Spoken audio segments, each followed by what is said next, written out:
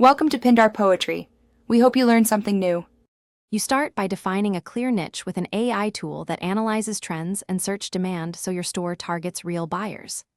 Once chosen, pick a platform, hosted for speed or headless if you want custom AI workflows, and create the store skeleton.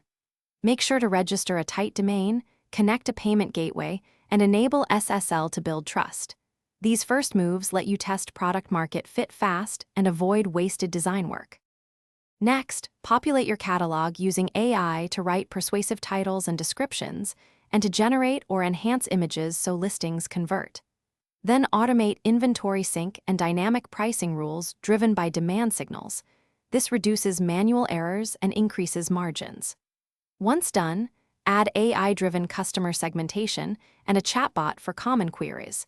These create personalized recommendations and recover carts. Make sure APIs are connected securely, so you launch with targeted AI-powered ads and run /B tests on landing pages to learn what converts.